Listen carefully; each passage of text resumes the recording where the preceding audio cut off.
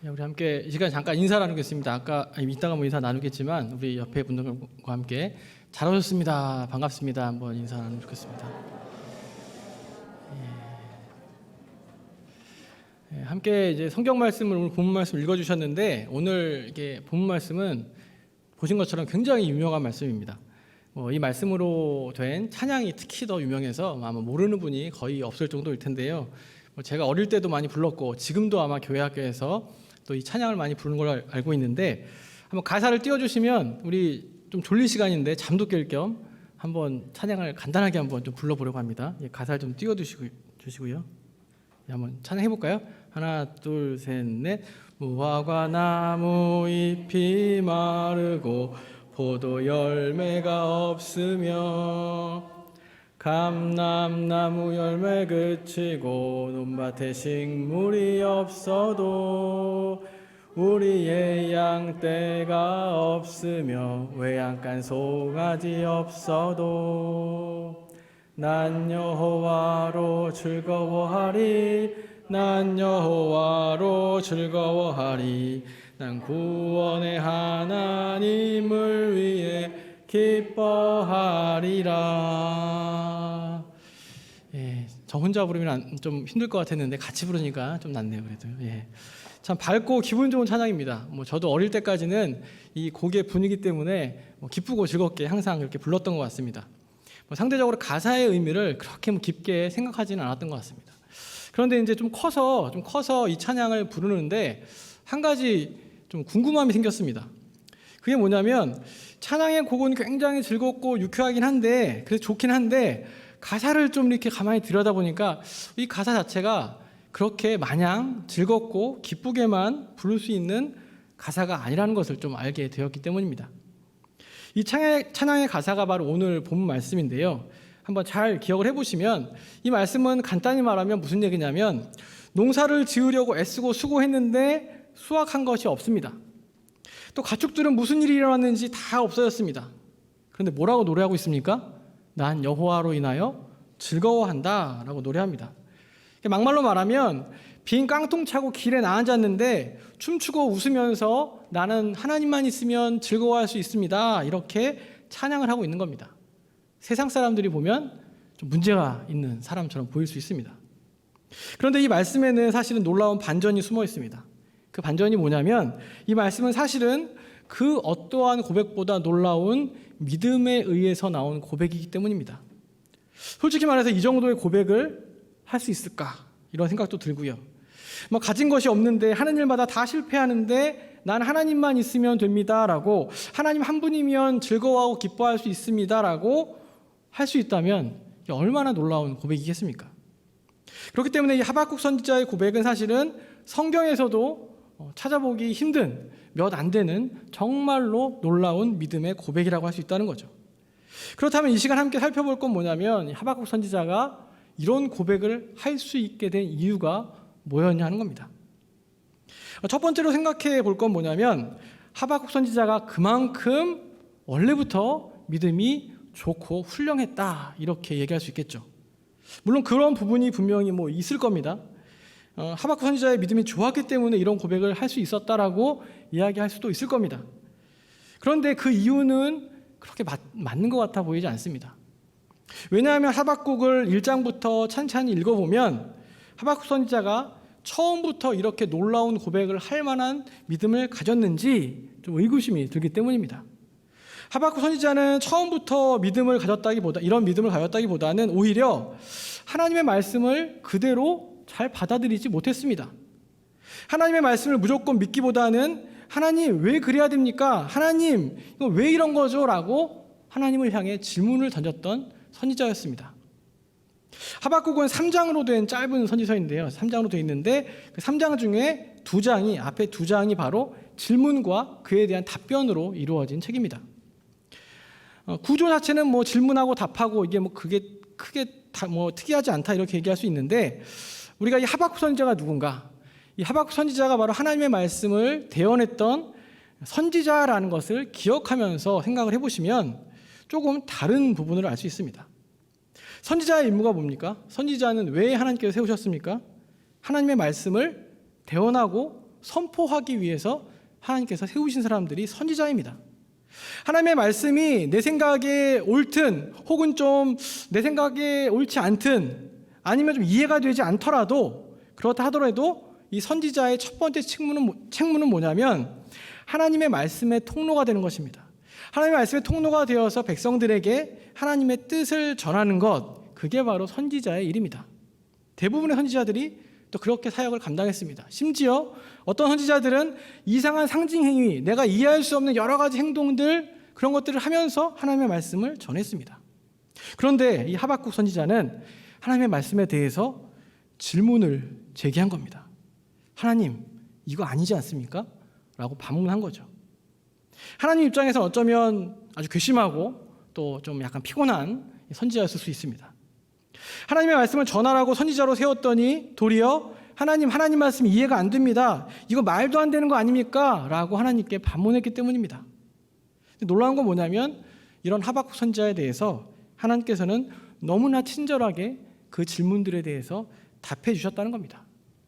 하나님께서 하박국 선지자에게 너 뭐 이렇게 말이 많냐? 내가 시키는 대로 해. 넌 그거 하면 되잖아. 라고 이렇게 이야기하지 않으셨다는 겁니다. 어떻게 보면 어린아이들에게 설명해 주듯이 그렇게 친절하게 하박국 선지자가 이해할 수 있게 설명해 주셨습니다. 사실 뭐 제가 어릴 때만 해도 우리 옛날 기억나시죠? 아침에 학교 갈 때 부모님들이 뭐라 그러셨습니까? 학교 가면서 잘 갔다 오라 그러면서 뭐 하라 그랬죠? 선생님 말씀 잘 들어 그랬습니다. 선생님 말씀 잘 들어. 예, 그 얘기 아마 안 들어보신 분 없을 겁니다. 이게 사실은 뭐 옛날에는 괜찮았을지 모르겠는데 이 문제가 어떻게 이 말 때문에 진짜로 학생들이 학교 가면 어떻게 했습니까? 선생님 말씀을 잘 듣기만 했습니다. 잘 듣기만 했습니다. 그게 그러면 되는 줄 그게 제일 좋은 학생인 줄 알았습니다. 또 옛날 선생님들도 옛날에 선생님들도 기억해 보면 궁금한 게 있어서 질문을 하면 또 어떤 선생님들은 질문하는 걸 별로 안 좋아하셨던 것 같습니다. 심지어 이렇게 약간 생뚱맞은 질문을 하면 학생을 혼내기도 하고 뭐 그랬던 것 같습니다. 그래서 그냥 에이 뭐 질문 안 하고 말지, 궁금해도 그냥 안 하고 말지라고 넘어갔던 적이 저도 굉장히 좀 많았던 것 같습니다. 하지만 요즘은 어떻습니까? 요즘은 오히려 질문을 많이 하는 학생이 좋은 학생이다 이렇게 이야기합니다. 저도 그래서 뭐 이제 교인들하고 성경 공부를 할 때 제가 항상 하는 말이 뭐냐면 드리는 말씀이 질문을 많이 하시라 이렇게 얘기합니다. 질문을 많이 해야 그 시간이 굉장히 재밌고 역동적이기도 하고 또 흥이 많이 나기 때문에 질문을 많이 하시라 이렇게 얘기를 드립니다. 그런데 우리가 잘 생각해 보면 사실은 우리 신앙생활 자체가 질문과 뗄래야 뗄 수가 없다는 겁니다. 신앙생활 자체가 어쩌면 질문의 연속이라고 할 수 있습니다. 왜 그렇습니까? 왜 우리는 계속 질문할 수밖에 없죠? 우리가 아는 게 별로 없기 때문입니다. 우리가 아는 것이 별로 없기 때문에 나에게 계속 생겨나는 질문들을 하나하나 해결해 나가는 것이, 믿음 안에서 하나하나 해결해 나가는 것이 어쩌면 신앙생활에 있어서 굉장히 중요한 부분이라는 겁니다. 사실 예전에는 교회에서도 질문하는 거 별로 좋아하지 않았습니다. 질문하면 뭐라고 얘기했습니까? 이건 전 잘 모르겠고요. 잘 믿어지지 않는데요. 이렇게 질문하면 뭐라고 얘기했죠? 너무 의심이 많냐? 믿어. 믿으면 그냥 믿음이 생겨. 무조건 믿어. 이렇게 얘기를 많이 했습니다.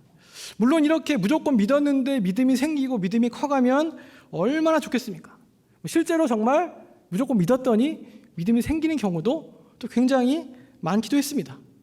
근데 문제는 뭐냐면 모든 사람이 다 그렇지 않다는 겁니다.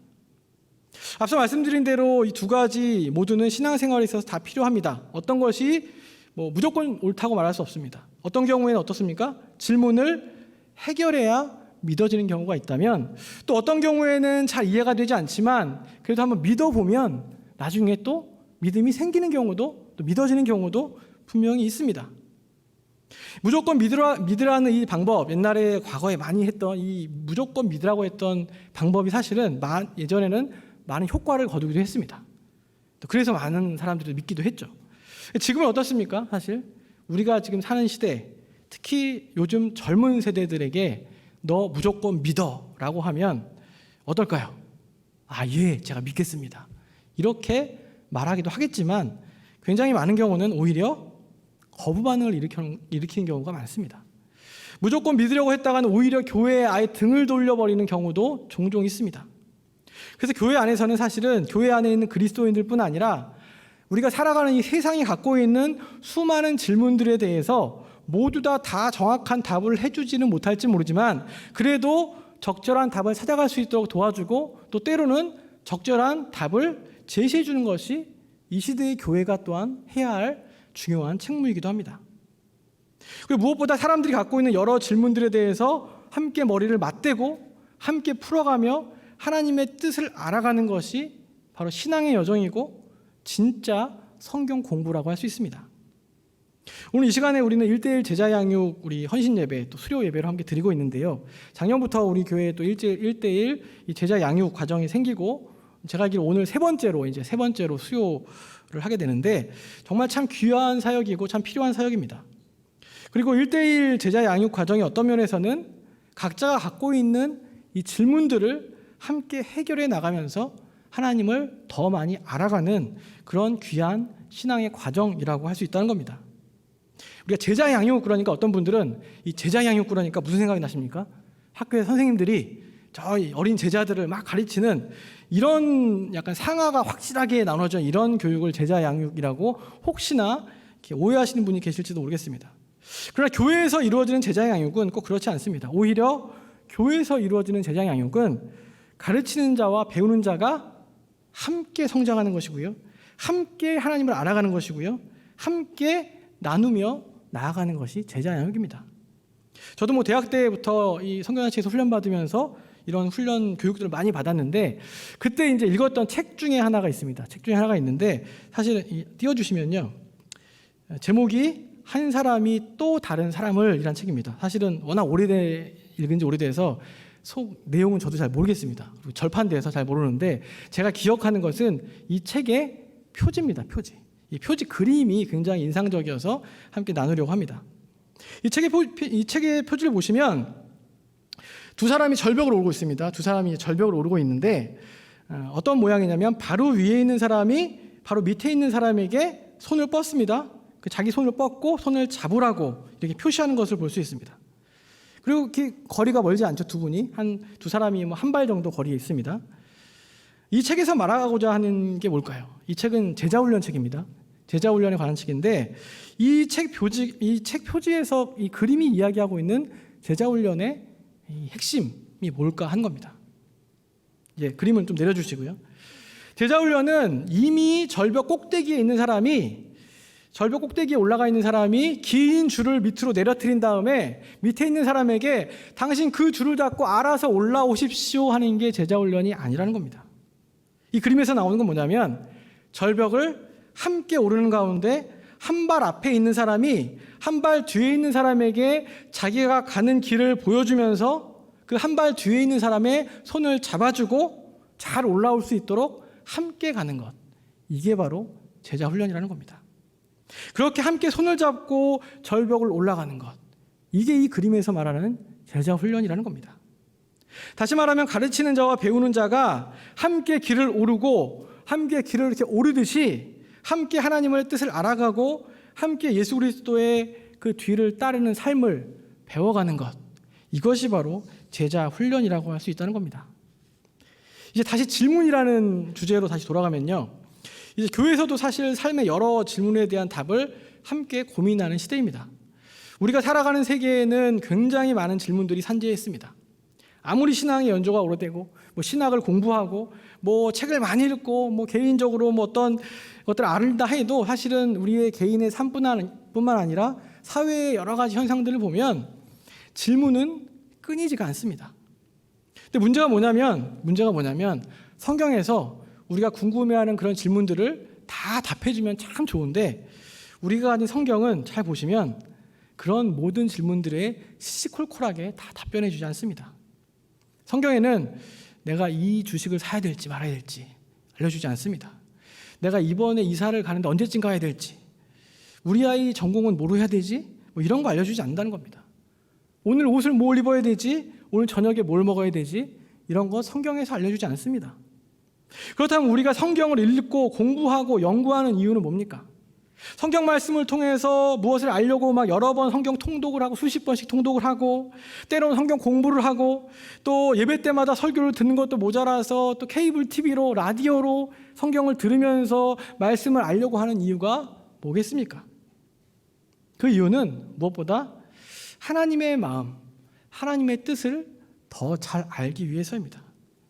다시 말하면 예수 그리스도께서 선포하신 우리들이 만들어가야 할 하나님 나라, 그 하나님 나라의 큰 모습이 어떤 건지를 더 잘 알기 위해서, 무엇보다 복잡 다단한 이 세상 가운데 우리가 그리스도인으로 살아갈 때, 우리가 나아가야 할 삶의 방향이 어떤 건지 그것을 알기 위해서 우리는 끊임없이 성경을 붙잡아야 하고 또 그렇게 붙잡으며 노력하며 살아간다는 겁니다. 이제 다시 한번 하박국으로 돌아가 보겠습니다. 하박국에는 하박국 선지자가 했던 두 가지 큰 질문이 나옵니다. 첫 번째 질문은 뭐냐면 하나님 도대체 뭐 하시는 겁니까? 이렇게 묻습니다. 하나님의 백성이라고 말하는 저 인간들이 하나님 말씀을 지키지도 않고 자기들 마음대로 살아가고 약자들을 괴롭히고 있는 저 죄인들, 하나님 왜 쟤네들 가만히 두십니까? 왜 호의호식하며 사는 저들을 하나님이 가만히 두시냐고 이렇게 질문을 했습니다. 하박국의 질문에 대해서 하나님께서 대답하셨습니다. 걱정하지 마. 내가 곧 심판할 거야. 내가 저기 갈대아 사람들, 저 바벨론 사람들 이용해서 아주 제대로 심판해 줄 거야. 이렇게 대답을 하였습니다. 그런데 하나님의 답변을 들은 하박국 선지자에게 또 다른 질문이 생겼습니다. 두 번째 질문인데요. 왜 하필 바벨론입니까? 아니 아무리 그래도 그렇지, 이스라엘 백성들이 아무리 벌받을 만한 죄를 졌다고 해도 그렇지, 이스라엘보다 더 나쁜, 더 흉악한, 더 못된, 더 악랄한 저 이방 민족 손에 어떻게 하나님의 백성들을 심판하시려 하십니까? 이렇게 질문을 한 겁니다. 하나님 입장에서는 하박국 선지자 참 웃기지 않습니까? 왜 이스라엘 심판하지 않냐고 이렇게 해서 그래 심판할 거야 이렇게 했더니 또 왜 하필 또 바벨론이냐고 하나님께 반문합니다. 놀라운 건 하나님께서는 또다시 하박국 선지자에게 아주 친절하게, 정확하게, 뚜렷하게 답변해 주셨습니다. 바벨론도 그들의 악행으로 인해서 역시 심판을 받을 것이고 그 모든 것은 다 하나님의 계획에 따라 이루어지는 것이다 라고 말씀해 주신 겁니다. 어떻게 보면 하박국 선지자는 하나님 입장에서는 참 맹랑한 선지자였습니다. 감히 하나님께 따지기도 했고요, 감히 거침없이 하나님께 자기의 생각을 이야기하며 질문했던 선지자였습니다. 그런데 가만히 생각해 보면 하박국 선지자가 이렇게 맹랑하게 하나님께 질문하고 거침없이 따질 수 있었던 이유가 뭐였느냐 하는 겁니다. 그 이유는 바로 하박국 선지자는 그 누구보다 하나님의 뜻을 더 명확히 알고 싶어 했기 때문이라는 겁니다. 하박국 선지자는 하나님의 뜻을 더 정확히 알고 싶었기 때문에 하나님을 향해서 질문했던 겁니다. 무엇보다 하나님께서는 이 하박국 선지자의 치열한 질문에 대해서 적절히 답해 주셨습니다. 친절히 또한 답해 주셨습니다. 그리고 그 3장, 오늘 하박국 그 3장은 하나님의 답변을 들은 이 치열한 씨름을 끝낸 이 하박국 선지자의 위대한 기도이자 노래이자 고백이라는 것입니다. 오늘 본 말씀은 그렇게 하나님께 질문하며 씨름했던 하박국 선지자가 할 수 있었던 최고의 믿음의 고백이었습니다. 하나님께 질문하고 하나님께 따지며 씨름한 후에 하나님의 마음, 하나님의 뜻, 하나님이 품으신 원대한 계획을 알게 된 후에 하박국 선지자가 했던 고백, 바로 그 고백이었다는 겁니다. 자신이 했던 질문이 얼마나 어리석었고 자신이 했던 생각이 얼마나 협소한 것임을 깨달은 후에 그 사실을 깨닫고 나서 깊은 중심에서 우러나왔던 고백이 바로 오늘 말씀의 믿음의 고백이었습니다. 아무 수학도 없고 아무 소득도 없고 아무 소유도 없을지라도 하나님이 계시면, 하나님이 함께 하시면, 하나님이 나를 향한 모든 계획을 갖고 계시다면 그것으로 인해서 즐거워하고 그것으로 인해서 기뻐할 수 있다는 겁니다. 사실 앞서 말씀드린 대로 우리들도 살아가면서 수많은 질문을 하게 됩니다. 왜냐하면 세상에 돌아가는 많은 일들에 대해서 우리는 잘 모릅니다. 또 성경에서는 세세한 것 다 알려주지 않습니다. 그렇기 때문에 그리스도인이라 할지라도 세상을 살아가면서 하나님 앞에서 질문이 생길 수밖에 없습니다. 개인의 삶에서의 질문도 있고요, 세상을 바라보며 이해가 안 되는 일에 대한 질문도 있습니다. 특히나 요즘 코로나 시대에는 더 많은 질문이 생길 수도 있습니다. 하나님 이건 뭡니까? 하나님 이건 왜 그런 거예요? 하나님 이럴 때는 어떻게 해야 되죠? 하나님 너무하신 거 아니에요? 하나님 이런 일에 가만히 계실 겁니까? 이런 질문들을 할 수밖에 없습니다. 이런 질문이 생길 때 여러분들은 어떻게 하십니까? 이건 나에게 믿음이 없어서야.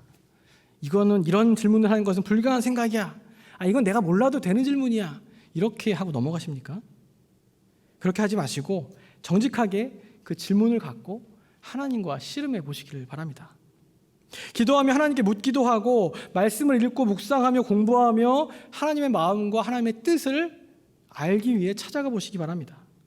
공동체 안에서 하나님의 뜻이 무엇일지 서로 함께 이야기해 보시기 바랍니다. 바로 그게 그리스도인의 신앙의 여정이고 또 하나님께 더 가까이 나아가는 중요한 방법입니다. 앞서 제자 양육 역시 함께 질문과 고민을 해결해 나가는 과정이라고 말씀을 드렸는데요. 그래서 이런 일들이 우리 교회에 더욱 많아지면 좋겠습니다. 함께 고민하며, 함께 토론하며, 함께 생각을 나누고, 무엇보다 함께 기도하며 이 질문을 해결해 나가서 그런 우리 가운데 그런 모습들, 특별히 그런 제자 훈련, 또 그런 공동체가 될 수 있기를 간절히 축원합니다. 말씀을 마치겠는데요. 사랑하는 성도 여러분, 그리고 1대1 제자 양육 또 공부하시느라고 또 수고하신 우리 동반자 또 양육자 여러분, 하박국의 믿음이 우리들의 고백이 되기를 간절히 바랍니다. 그런데 이 믿음의 고백이 이해가 되지 않는데 그냥 무조건 믿어서 하는 맹목적인 고백이 아니길 바랍니다.